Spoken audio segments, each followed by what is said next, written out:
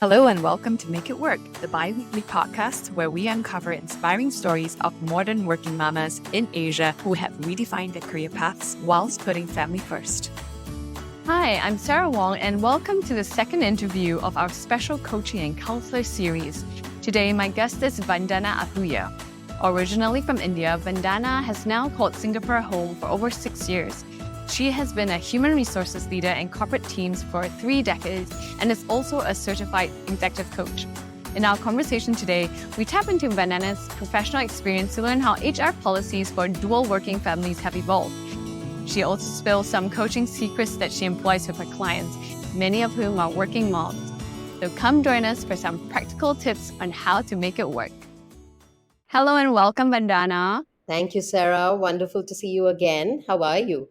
Very well. I'm so thrilled to have you here. Let's have you share yourself and your story in less than 2 minutes, if possible. Firstly, thanks for having me here. I'm so happy to join you over this conversation. So, thanks for the introduction as Vandana. As an ICF accredited executive coach and an HR and organizational advisor, I am the founder of Metamorph Dynamics Consulting, a company that specializes in HR consulting and executive and organizational coaching. Within this organization, I'm blending my over 3 decades of corporate HR leadership experience, including working in Fortune 500 companies across 5 markets, specializing in delivering HR proficiency and amplifying HR outcomes for clients, fostering sustainable, scalable HR solutions. In my coaching practice, I cultivate self awareness, resilience amongst leaders, creating harmonious alignment simultaneously within executive leadership teams that catalyzes organizational growth. And I am passionate about empowering emerging talents to progress to their next career stage. So, in all, it's all about helping my clients attain enduring growth, be it in their personal or professional space. And what about your personal life? On the personal side, I have a son. Our son is now a graduate from SMU Singapore and has started his first job. My husband works with a medtech company as the VP of the business for the APAC region. And that really forms our family here in Singapore. All right. Thank you, Vandana, for that great introduction. Can you tell us a little bit on what a day in your life looks like? Oh, that's wonderful because every day is a thrilling juggling act. I think I'm more like a coach, sometimes on and off the field, making sure I'm steering my clients towards their goals while also ensuring I score quality family time as a goal for myself every day. But it's interesting, Sarah. How about you? What's your secret to mastering the day? Well, I think I try to make sure I have a list of priorities, maybe top 3, and make sure I hit them so I get a sense of satisfaction at the end of the day. But yeah, it's tough, especially with young kids, as I have 2 kids under 3 right now. All right, Vandana, if you could share some of the biggest challenges you face whilst juggling work and family and how you overcame them. Absolutely. So I think as starting with as a young parent, like many of us, my most significant challenge revolved around managing time, balancing a full-time career, and being there for my family, especially as we welcomed our newborn son and witnessed his wonderful growing up years. The long commutes, especially to my places of work, almost 3 to 4 hours a day, added to that time crunch that I had to deal with. What worked for me certainly was I think I had strong resilience that moved me forward. And along with that, there has always been that unwavering pillar of support that I found in my husband and my parents that kept me going, kept me motivated. Right. And to be sure, you spent your early career years not in Singapore, but where were you? I was working for a large part of my career based in India, and I worked across Delhi and Mumbai metro cities that bring in their own perils and challenges that come along as a working professional. I'm sure, well, I can't imagine commuting 3 to 4 hours a day. That's going to, KL or something like that. If I'm thinking of a flight from Singapore, that's just, yeah, a different world to me. Yeah. Well, but now that you've seen, HR policies in the past 3 decades, like you've shared, could you share, some broad strokes? How have they evolved to accommodate dual working families from your time to, now? Gladly share that. And I think I'm so happy to see the way there's been the significant transition in HR policies, which essentially foster practices that promote work life balance that can support dual working families in a big way. So, amongst a few things that are pretty noticeable, and I guess you and other people might notice as well, is um, things like flexible work arrangements.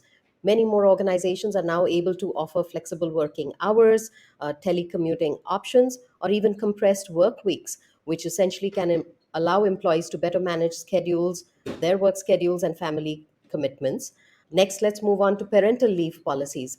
There's been a noticeable increase in paid leaves, whether it's maternity, paternity, and even adoption leaves. For instance, let's take an example. You referred to my experience in India, and to share with you, at the time that I became a mom, maternity was only about 3 months.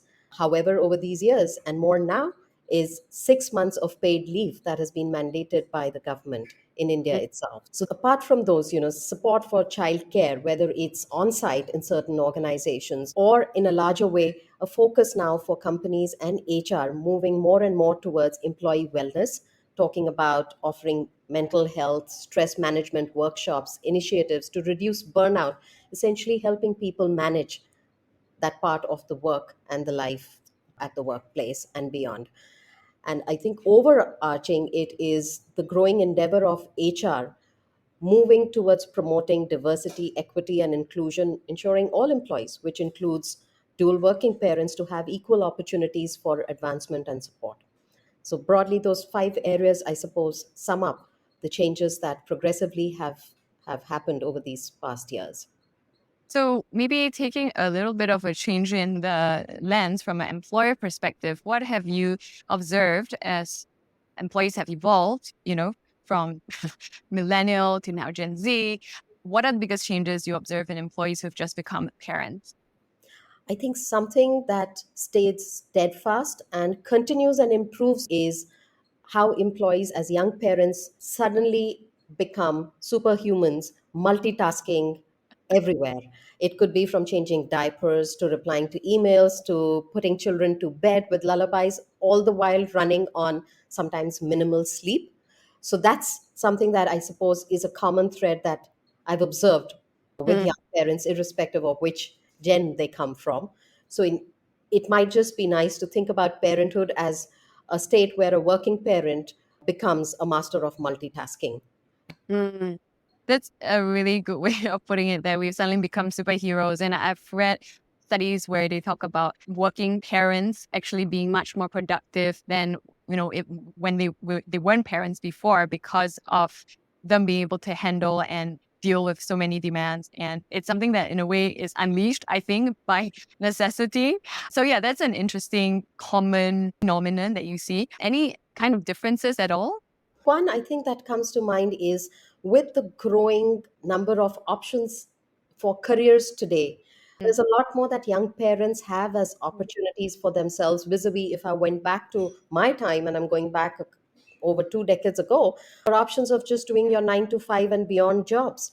But today the workplace has evolved so much, opportunities and the Mm. business world has grown so much. There's so much more that young parents can choose from should they want to.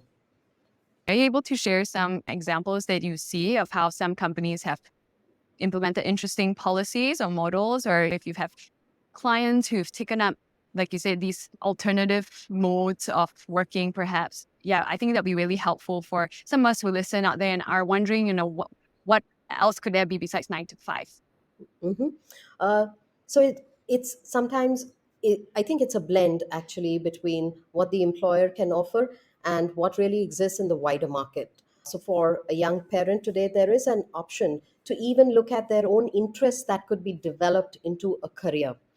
So let me take, for example, having an employee who became a young parent and juggled with work at office and managing her parental and personal responsibilities till she decided that she needed to take a step back and pivot towards nurturing her interest in painting and building that up as a career that she could take on while she managed her young family. So that's been something that I have witnessed very closely. On the side of employers, there are return to work programs where there can be a bit of hand holding when a parent is returning to work to help make themselves comfortable in the environment and assimilate with work back from their leave. I think one of Mm, the other live examples that I can also share is flexible working has certainly been available. I have advocated for it ever since the early 2000s, where working with a PR firm, we realized a large proportion of our exiting talent was young mothers, only mm, because the work was pretty demanding and it stretched beyond work hours mostly. mm, So we kind of relooked our numbers, our data, to just try and see what we could do, and coming up with just offering a flexible working policy for young parents. We were able to improve our retention, especially in the women workforce, which retained this high potential talent that we were at the risk of losing if we did not take that progressive leave. So, the point I'm making is that we've got to think ahead as companies to say what are the needs of our talent and how we can retain them. And at the same time, today, there is this opportunity for the workforce to think about careers that make sense while they might be in a stage and a phase of juggling home and work. mm. And also, you also shared before when I met you about maybe like a mentor programs. Yeah, if I recall correctly, if you've seen something that would love to hear a bit more, maybe a bit more details if you have. Sure, absolutely. So yes, you're right, Sarah. The flexible working at that time that I'm talking about is, giving people the flexibility to pick up their working hours. So, for instance, when I worked with the PR industry, it's a highly demanding work industry. Your work is driven entirely by clients, and it runs into long evenings. So most of us would be stretching our work hours. So we Mhm. kind of gave flexibility to our workforce to say, you don't have to come into office every day. You could choose to work from home on days, but lock in your time. So we came up with this system which would allow people to lock in their time in and time out in discussion with their managers. So you kind of build a soft kind of a boundary around it that makes Sure. ease of communication within the organization to the relevant stakeholders, which means your manager, your peers, everybody being aware. So it's transparent, it's open, it's available. So you've got to Mm. enable with technology or with processes to say, okay, these are some kind of frameworks within which we can enable our employees to work with flexibility. To the other point, I think there's now more an increasing number of companies that are looking to support employees with mentors on the job, or more so sometimes with coaches, because as young parents, you're kind of dealing with a lot. And Mm. you really need to find that third listening ear that's dispassionate or not involved in that situation. So it may just have to be stepping out of the organizational sphere and saying who could be a trusted listener. And that's where sometimes organizations rely and lean on coaches to say, okay, here's some good talent, here's somebody that needs help. Can we look at providing them a coaching help, somebody who's going to listen and help them find those solutions? I think it's very interesting that there are actual examples of companies that are offering coaching and even outside of the organization support for employees, because sometimes you just feel as an employee, and I've been there, unequipped or not so sure how in a way vulnerable I should be with my manager who is may or may not be a working parent or a working mom. And there's a lot of self-censoring that I put on myself, not wanting to sound overwhelmed because I didn't want, come across as unable to handle the work. But being a young parent is overwhelming. That is, I think, the apt word. You just said that, overwhelming.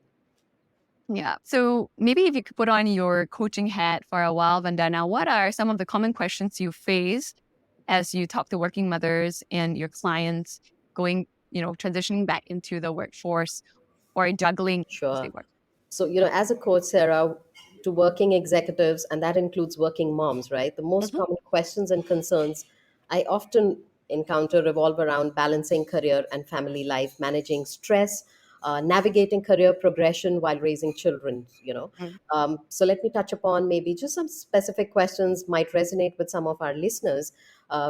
Balancing career and family, for instance, very often people would come by to ask, how can I better balance my career, which is fairly demanding, with my increasing family responsibilities? So that's something that people, I suppose, face most commonly.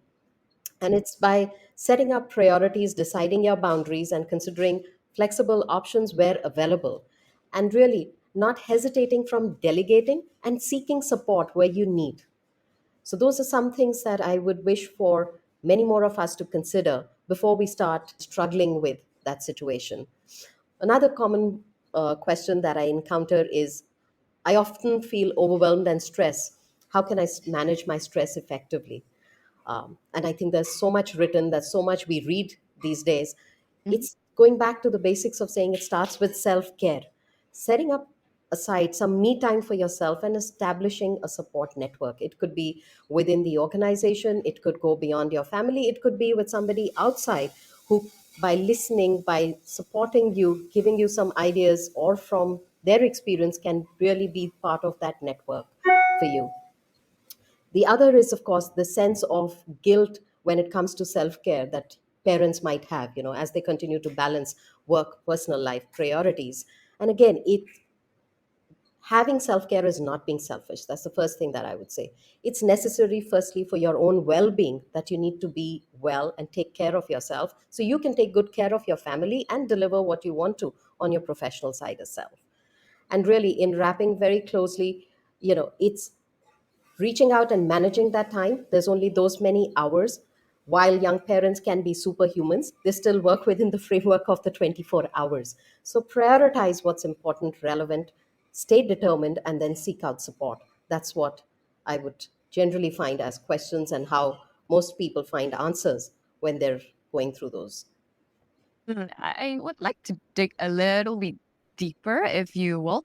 As a coach, what are some techniques you do, or you can think many examples where you've helped your clients maybe uncover ways to do that? Because I feel like, self-help, self-care and being determined, finding support, it are things that we know in our heads, right? That these are the right things. But why do people not do that? And how do you as a coach help your clients see that and maybe take up practical steps towards those? So you're asking me to give away my secrets. That's why we're here. Vandana. Absolutely. For you, sure. Just a few.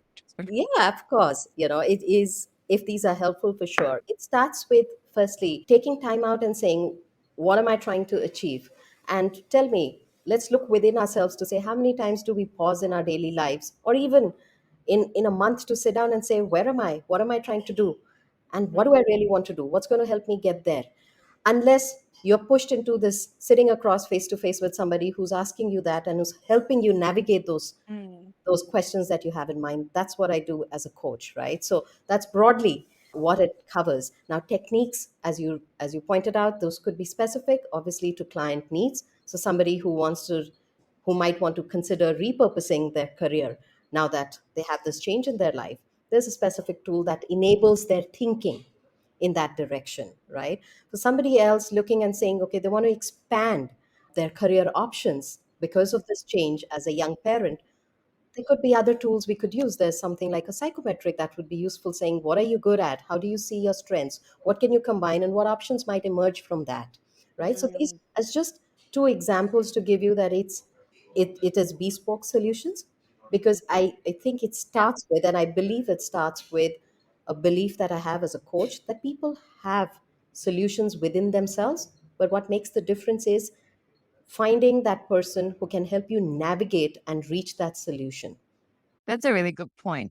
Yeah, so doing it by yourself sometimes does not turn out the way you would expect it to be, because you're trying to find the question and you're trying to answer it.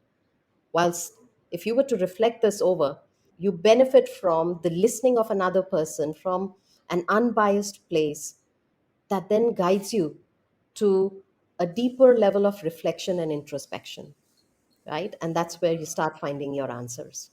Well, yes, I think you brought up a really interesting point that often we struggle alone, and it's not as if we don't know what the solution is in a sense.